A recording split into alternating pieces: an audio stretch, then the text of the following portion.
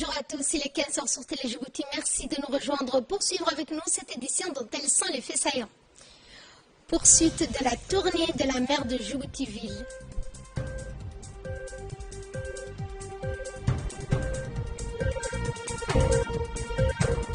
Et dans l'actualité internationale, persistance de la tension diplomatique entre la Turquie et l'Allemagne.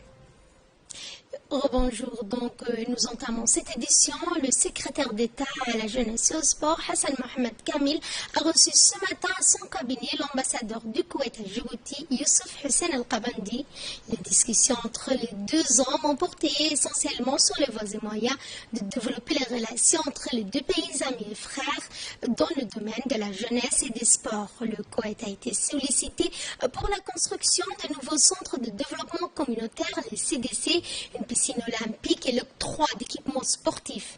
Le diplomate a souligné qu'il fera tout pour soutenir le développement de la jeunesse et des sports et entretenir donc ces bonnes relations. Les deux parties se sont mis d'accord sur la nécessité de la signature d'un protocole dans ce sens entre les deux États. Le secrétaire d'État à la jeunesse et au sport a remercié l'ambassadeur pour son déplacement et l'a félicité de nouveau pour sa récente nomination. Il a en outre souligné qu'il a en charge l'épanouissement de la jeunesse. Le secrétaire d'État donc à la jeunesse et au sport, Hassan Mohamed Kamil, a pour sa part donc reçu chaleureusement ce matin le président de la Fédération djiboutienne de football, M. Suleiman Hassan Wabari. Il a été élu membre du comité exécutif de la CAF, la Confédération africaine de football. Son élection a eu lieu à Addis Abeba suite à la tenue de l'Assemblée générale de la CAF. Suleiman a d'emblée remercié le secrétaire d'État pour son accueil et a souligné que c'est un honneur de représenter Djibouti au sein donc d'une instance internationale. Il a précisé qu'il accomplira cette mission avec fierté. Vraiment, je suis très content, ça m'a touché et vraiment, je remercie au fond du cœur à toutes les personnes qui ont pris de loin à cet accueil.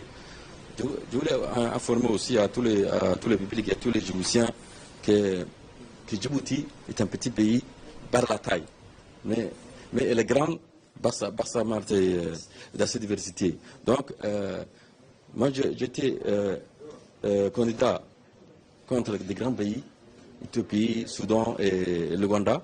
Tout le monde a donné Djibouti vaincu, mais j'ai démenti ça et nous avons démontré notre talent, notre force et notre détermination.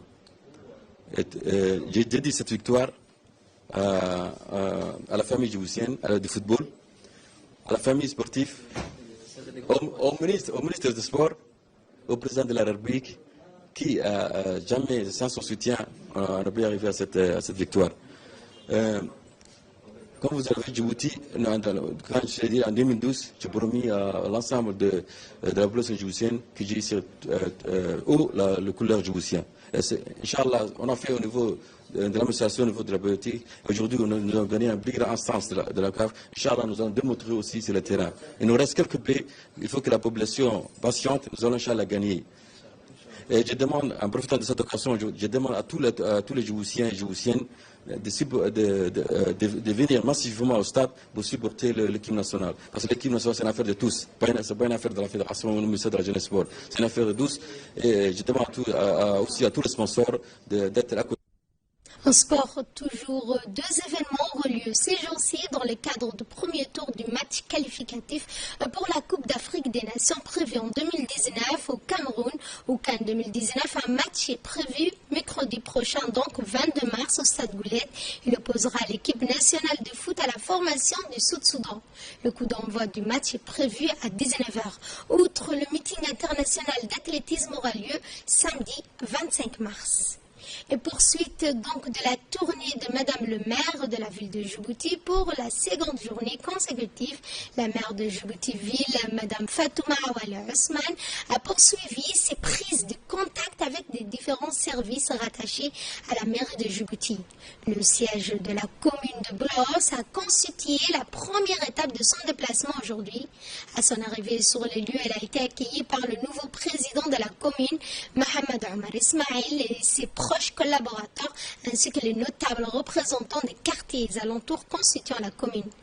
La maire de la ville de Djibouti a ensuite donc eu un entretien avec le président de la commune et le notable et le sous-préfet du 2e arrondissement, M. Abdi Hassan. Le président de la commune a d'abord donc souhaité la bienvenue à la maire et lui a expliqué le rôle et les missions de la grande commune de Bloss. La maire et sa délégation ont visité les différents services de la commune, notamment l'antenne chargée de délivrer les états civils. La délégation s'est ensuite rendue au 3e arrondissement et a visité le bureau du tribunal coutumier de première instance. Le greffier Elmi Abdi a informé la maire de Djibouti des activités itinérants à cet instant.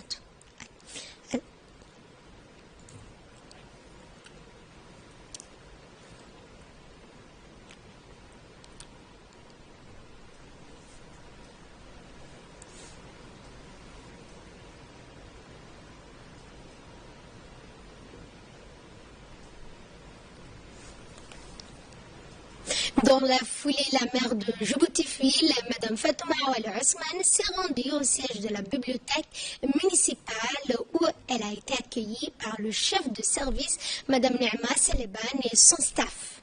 La maire de Djibouti-Ville a visité les différents stands de bibliothèque qui accueillent les collégiens, les lycéens et même des universitaires férus de lecture.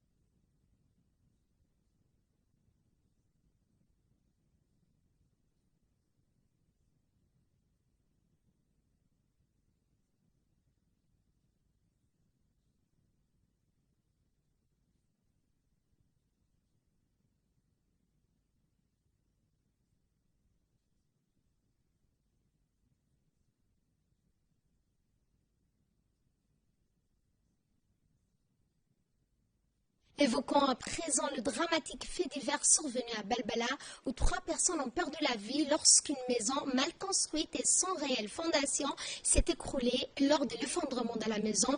De gros blocs de béton sont tombés sur une habitation de fortune assise à proximité. Ces blocs de gravats ont tué 3 personnes dans leur sommeil. L'accident s'est produit à 4 heures du matin dans la nuit de jeudi à vendredi. Les personnes décédées sont une mère et 2 enfants âgés respectivement de 8 mois et de 6 ans. Le père et un fils sont sortis indemnes.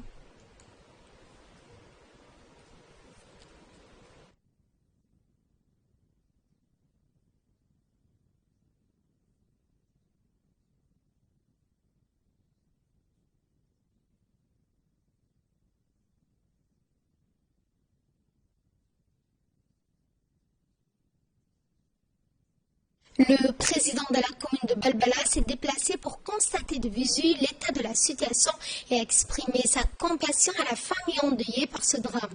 Il a ainsi rencontré le père de la famille et lui a promis une assistance. Ce drame est survenu vers l'aube. La famille endeuillée a été surprise dans son sommeil et c'est une tragédie pour le père qui a perdu en quelques instants sa femme et 2 de ses enfants.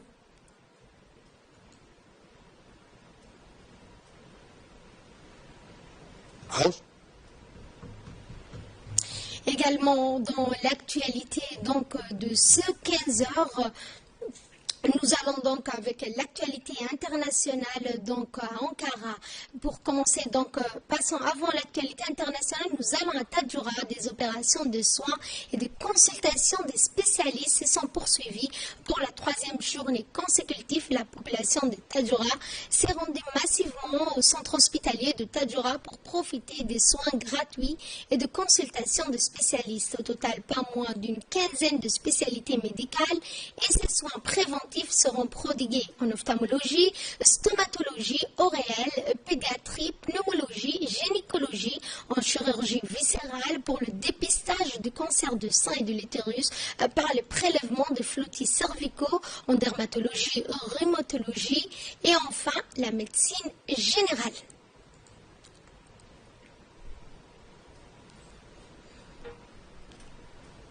Et cette initiative du ministère de la Santé s'inscrit dans le cadre du rapprochement des soins chirurgicaux dans les régions de l'intérieur au profit de la population des zones les plus reculées.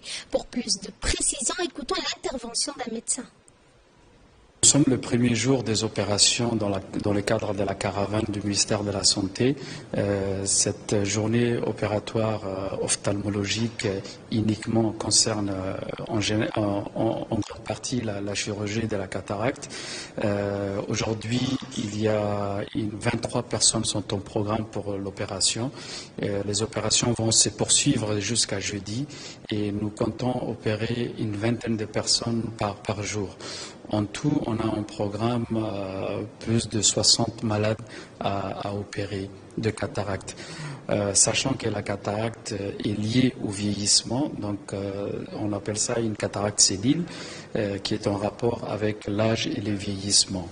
Depuis 2 jours qu'on est à Sortajora dans le cadre de la caravane du ministère de la Santé, nous avons consulté plus de 1000 personnes et parmi ces 1000 personnes, il y a une soixantaine qui ont besoin d'être opérées de la chirurgie de la cataracte et pour la plupart aussi, il faut le dire, ce sont des gens qui sont venus de loin, c'est pas seulement Tajoraville, mais de toutes les localités de la région de Tajora. Donc le besoin est là. Et on est là pour les aider à faire les opérations de la chirurgie de la cataracte. Et de là, nous passons à l'actualité internationale. En Syrie, les djihadistes lancent une offensive surprise contre les forces du régime de Damas. Les djihadistes syriens du Front Fatah al-Sham et leurs alliés lancent une offensive surprise contre l'armée syrienne à Damas. L'ancienne branche syrienne donc a attaqué hier des positions du régime de Bachar al-Assad sur le quartier de Jobar. Objectif donc soulager les insurgés qui essuient des attaques de l'armée syrienne dans des quartiers. Donc le quartier de Jobar est une ligne de front importante entre deux camps qui en contrôlent chacun une partie. Ce regain de violence dans la capitale intervient alors que des négociations de paix doivent reprendre mercredi à Genève sous l'égide des Nations Unies. Des négociations dont les djihadistes du Front al-Sham, tout comme ceux de l'État islamique, en sont exclus. Et Ankara, cette fois, poursuite des attaques verbales entre donc réunions publiques interdites aux journalistes arrêtés donc et soupçons de soutien au mouvement Gülen. Les motifs de tension entre la Turquie et l'Allemagne se multiplient à l'approche du référendum constitutionnel du 16 avril.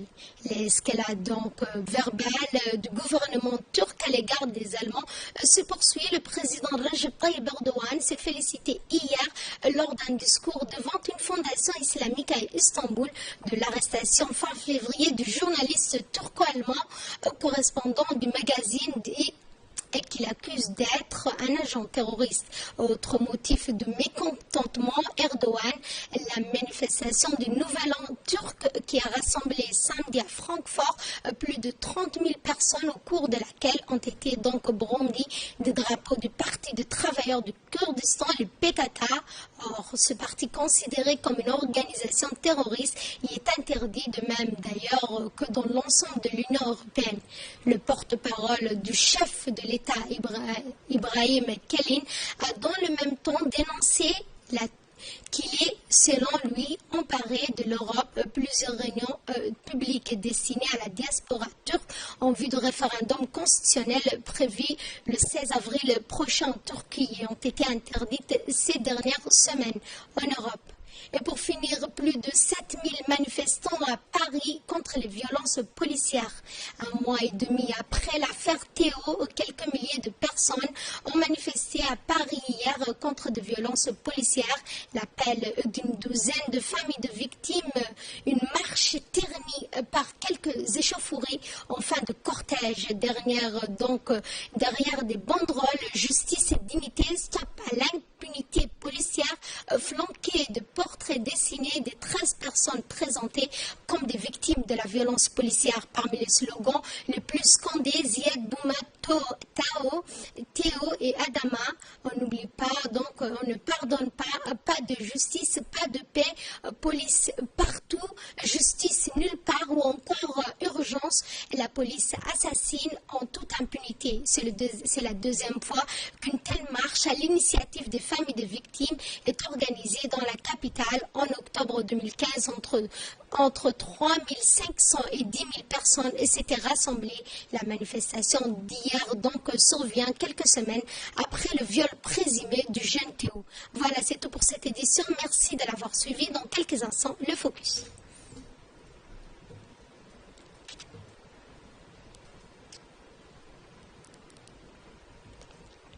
Merci de nous rejoindre pour cette seconde partie consacrée au focus avec nous sur ce plateau. Ali Abdellahi, bonjour Ali. Bonjour Fardous. Et dans ce focus, il est question du conflit syrien au festival, donc en plein corps du festival du film sur les droits humains.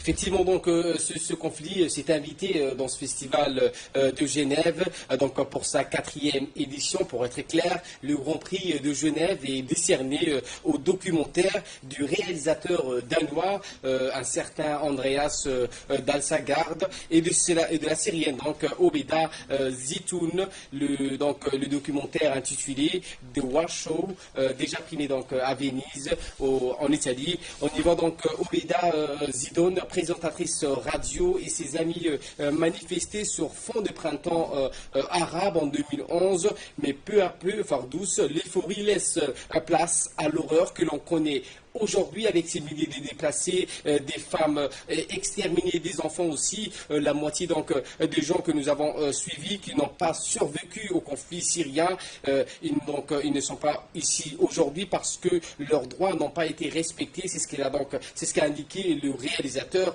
de ce documentaire. Le Grand Prix donc fiction est décerné encore à Burning Birds de Sri Lankais Sanjawa en 1989.